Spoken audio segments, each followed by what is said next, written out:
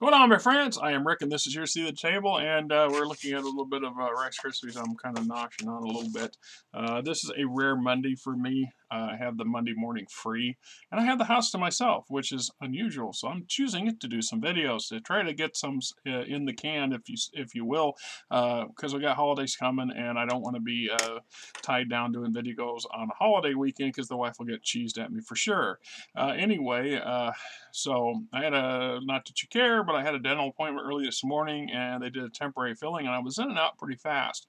And every 2 weeks on Monday mornings, my wife goes up to where I work, and she does some cleaning in the office to tidy up the place. And my boss's wife pays her a little bit on under the table or on the side for her trouble. So she gets some spending money that way and gets her out of the house. Because other than me taking her places, she really doesn't go very far or go anywhere, which tends to make her grouchy, even though she blames that on me.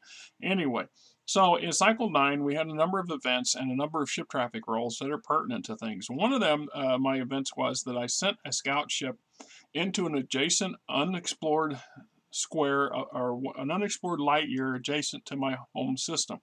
And anytime you enter unexplored space, you're taking a chance that there's some kind of hazard there. I rolled up a pulsar. Now, in Cycle 9's video, I made a comment that I rolled 52%, 52% hazard, and that would be 52% or less, you fail. And that's not applicable to pulsars because pulsars are slightly different. And keep in mind, I understand that the actual realities of pulsars, that they're much more dangerous for much further distance than what I applied in here. But from game perspectives, 1 light year is still sufficiently bad. Also called neutron stars, hyperactive stars seem to blink as they spin at extreme speeds. Pulsars periodically release bursts of gamma rays that are deadly to electronics and living matter alike.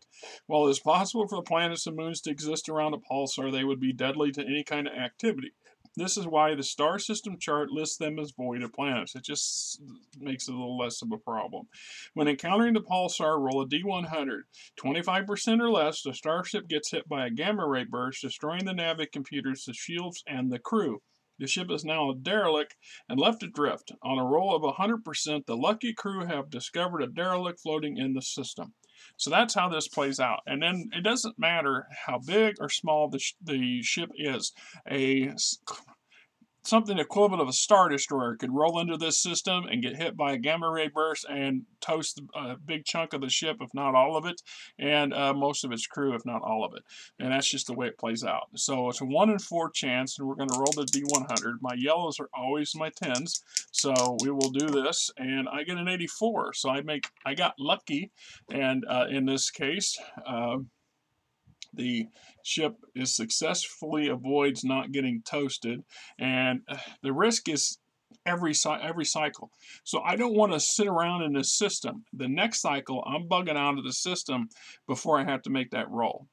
I mean, I can argue that you should make that roll at the beginning of the next system or the next cycle because every cycle, but you can roll it at the end. And since the ship's already there, I could choose to roll it as long as it gets rolled. In this case, I'm going to choose to vacate the system and never return.